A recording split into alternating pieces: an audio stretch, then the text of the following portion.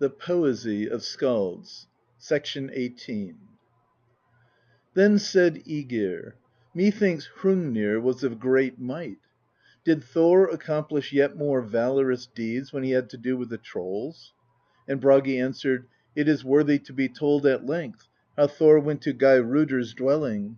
At that time he had not the hammer Mjollnir with him, nor his girdle of might, nor the iron gauntlets; and that was the fault of Loki, who went with him. For once, flying in his sport with Frigg's hawk plumage, it had happened to Loki to fly for curiosity's sake into Geirrodr's court. There he saw a great hall, and alighted and looked in through the window. And Geirrodr looked up and saw him, and commanded that the bird be taken and brought to him. But he who was sent could scarce get to the top of the wall, so high was it. And it seemed pleasant to Loki to see the man striving with toil and pains to reach him; and he thought it was not yet time to fly away until the other had accomplished the perilous climb. When the man pressed hard after him, then he stretched his wings for flight, and thrust out vehemently, but now his feet were stuck fast. So Loki was taken and brought before Geirrodr the giant. But when Geirrodr saw his eyes, he suspected that this might be a man, and bade him answer. But Loki was silent. Then Geirrodr shut Loki into a chest, and starved him there 3 months. And now when Geirrodr took him out and commanded him to speak, Loki told who he was; and by way of ransom for his life he swore to Geirrodr with oaths that he would get Thor to come to Geirrodr's dwelling in such a fashion that he should have neither hammer nor girdle of might with him. Thor came to spend the night with that giantess who was called Gridr, mother of Vidar the Silent. She told Thor the truth concerning Geirrodr, that he was a crafty giant and ill to deal with; and she lent him the girdle of might and iron gloves which she possessed, and her staff also, which is called Gridr's Rod. Then Thor proceeded to the river named Vimur, greatest of all rivers. There he girded himself with the girdle of might, and braced firmly downstream with Gridr's Rod, and Loki held on behind by the girdle of might. When Thor came to mid current, the river waxed so greatly that it broke high upon his shoulders. Then Thor sang this: "Wax thou not now, Vimur, for I fain would wade thee into the Giants' Garth. Know thou, if thou waxest, then waxeth God's strength in me as high up as the heavens." Then Thor saw Gjalp, daughter of Geirrodr, standing in certain ravines, one leg in each, spanning the river, and she was causing the spate. Then Thor snatched up a great stone out of the river, and cast it at her, saying these words: "At its source should a river be stemmed." Nor did he miss that at which he threw. In that moment he came to the shore and took hold of a rowan clump, and so climbed out of the river; whence comes the saying that rowan is Thor's deliverance. Now when Thor came before Geirrodr, the companions were shown first into the goat fold for their entertainment, and there was one chair there for a seat, and Thor sat there. Then he became aware that the chair moved under him up toward the roof. He thrust Gridr's Rod up against the rafters, and pushed back hard against the chair. Then there was a great crash, and screaming followed. Under the chair had been Geirrodr's daughters, Gjalp and Greip, and he had broken both their backs. Then Geirrodr had Thor called into the hall to play games. There were great fires the whole length of the hall. When Thor came up over against Geirrodr, then Geirrodr took up a glowing bar of iron with the tongs and cast it at Thor. Thor caught it with his iron gloves and raised the bar in the air, but Geirrodr leapt behind an iron pillar to save himself. Thor lifted up the bar and threw it, and it passed through the pillar and through Geirrodr and through the wall, and so on out even into the earth. Eilifr Gudrunarson has wrought verses on this story in Thor's Drapa. The winding sea snake's father did wile from home the slayer Of the life of the gods' grim foemen; ever was Loptr a liar. The never faithful searcher of the heart of the fearless Thunderer declared green ways were lying to the walled stead of Geirrodr. No long space Thor let Loki lure him to the going. They yearned to overmaster Thorn's offspring, when the seeker of Idi's garth, then giants greater in might, made ready in ancient days for faring to the giants' seat from Odin's. Further in the faring forward went warlike Thjalfi, with the divine host cheerer, than the deceiving lover of her of enchanted singing. I chant the ale of Odin. The hill dame's mocker measured the moor with hollow foot soles, and the war wonted journeyed, till the hill women's waster came to Gangr's blood the Vimur. Then Loki's bale repeller, eager in anger, lavish of valor, longed to struggle against the maid, kinswoman of the sedge cowled giant. And the honor lessener of the Lady of the Sea Crag won foothold in the surging of the hail rolled leaping hill spate. The rock knave's swift pursuer passed the broad stream of his staff's road, where the foam flecked mighty rivers frothed with raging venom. There they set the staves before them in the streaming grove of dogfish. The Windwood's slippery pebbles, smitten to speech, slept not. The clashing rod did rattle 'gainst the worn rocks, and the rapid of the fells howled, storm smitten, on the river's stony anvil. The weaver of the girdle beheld the washing slope stream fall on his hard grown shoulders. No help he found to save him. The Minisher of hill folk caused might to grow within him, even to the roof of heaven, till the rushing flood should ebb. The fair warriors of the ^sir, in battle wise, fast waded, and the surging pool, sward sweeping, streamed. The earth drifts billow, blown by the mighty tempest, tugged with monstrous fury at the terrible oppressor of the earth born tribe of cave folk, till Thjalfi came uplifted on his lord Thor's wide shield strap. That was a mighty thew test for the prop of heaven. The maidens of the harmful giants stiffly held the stream stubborn against them. The giantess destroyer with Gridr's staff fared sternly. Nor did their hearts of rancor droop in the men unblemished, nor courage 'gainst the headlong fall of the current fail them. A fiercer daring spirit flamed in the dauntless god's breast. With terror Thor's staunch heartstone trembled not, nor Thjalfi's.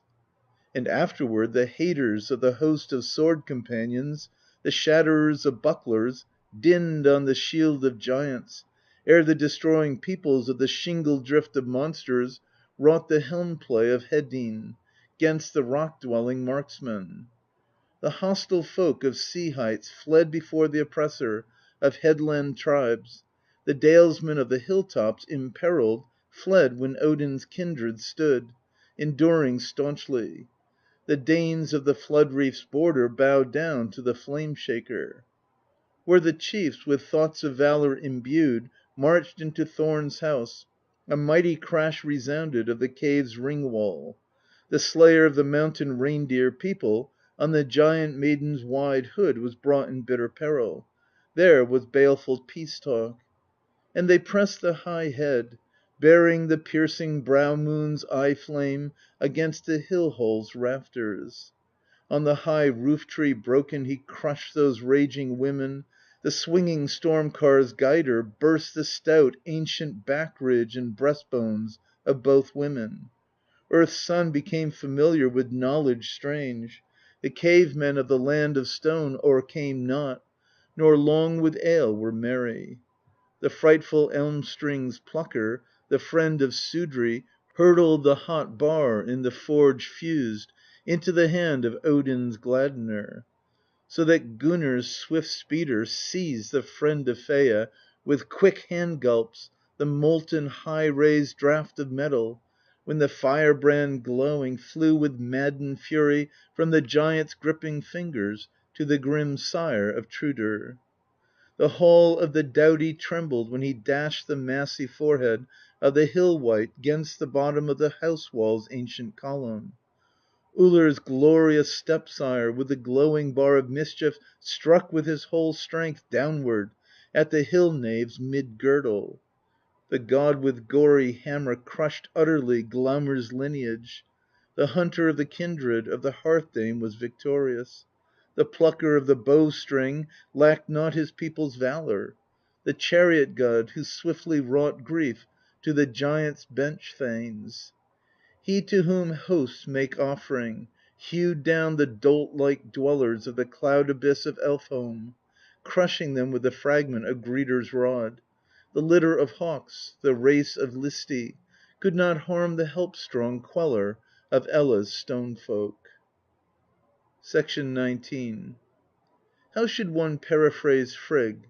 Call her daughter of Fjorgyn, wife of Odin, mother of Baldr, co-wife of Jord and Rindr and Gunnlod and Gridr, mother-in-law of Nanna, lady of the ^sir and Asynjur, mistress of Fulla and of the hawk plumage and of Fensalir.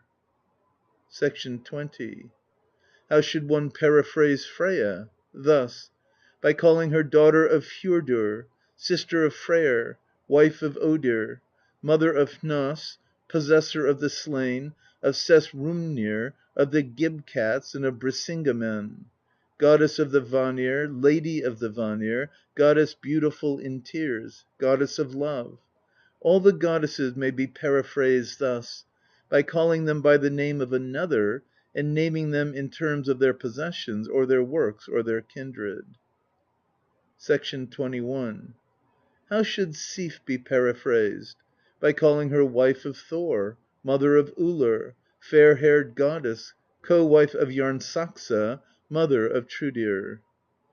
22. How should Idunn be periphrased? Thus: by calling her wife of Bragi and keeper of the apples, and the apples should be called Age Elixir of the ^sir. Idunn is also called Spoil of the giant Thjazi, according to the tale that has been told before, how he took her away from the ^sir. Thjodolfr of Hvin composed verses after that tale in the Hauslung. How shall I make voice payment meetly for the shield bridge of the war wool Thorleifr gave me? I survey the truceless faring of the three gods' strife foremost, and Thjatsi's on the shining cheek of the shield of battle. The spoiler of the lady swiftly flew with tumult to meet the high god rulers, long hence in eagle plumage. The erne in old days lighted where the ^sir meat were bearing to the fire pit. The giant of the rocks was called No Faint Heart; the skilful god deceiver to the gods proved a stern sharer of bones. The high instructor of ^sir, helmet hooded, saw some power check the seething. The sea mew, very crafty, spake from the ancient tree trunk. Loki was ill willed toward him. The wolfish monster ordered Meili's sire to deal him food from the holy trencher. The friend of him of ravens to blow the fire was chosen. The giant king, flesh greedy, sank down where the guileless craft sparing gods were gathered. The comely lord of all things commanded Loki swiftly to part the bull's meat, slaughtered by Skadi's ringing bowstring, among the folk; but straightway the cunning food defiler of the ^sir filched the quarters, all four, from the broad table. And the hungry sire of giants savagely ate the yoke beast from the oak tree's sheltering branches. That was in ancient ages, ere the wise minded Loki, warder of war spoil, smote him, boldest of foes of earth folk, with a pole betwixt the shoulders. The arm burden then of Sigyn, whom all the gods in bonds see, firmly forthwith was fastened to the fosterer of Skadi. To Jotunheim's strong dweller the pole stuck, and the fingers of Loki too, companion of Honir, clung to the pole's end. The bird of blood flew upward, blithesome in his quarry. A long way off with Loki, the lither god, that almost Wolf's sire was rent asunder. Thor's friend must sue for mercy, such peace as he might purchase to pray. Nigh slain was Loptr. Then Hymir's kinsman ordered the crafty god, pain maddened, to wile to him the maiden who warded the ^sir's age cure. Ere long the necklace robber, Brisinga's thief, lured slyly the dame of Brunakr's brooklet into the Base One's dwelling. At that the steep slope dwellers no sorrow felt. Then Idunn was from the south, by giants new stolen, come among them. All Yngvi Freyr's high kindred, hoary and old, to council hasted; gruesome of fashion and ugly all the gods were. This heard I, that the staunch friend of Hcenir, oft thereafter with wiles he tricked the ^sir, flew in hawk wings hidden; and the vile sire of giants, vigorous wing plume wielder, hurtled on eagle pinion after the hawk shaped Loki. Swiftly the gods have kindled a fire, and the sovereign rulers sustained the flame with shavings. Scorched was the flying giant; he plunged down in mid soaring. 'Tis pictured on the giant's soul bridge, the shield which, painted with stories, Thorleifr gave me. This is the correct manner of periphrasing the ^sir: to call each of them by the name of another, and to designate him in terms of his works, or his possessions, or his kindred. End of Project Gutenberg EBook of Sections 18 to 22, recording by Expatriate in Bangor, Maine.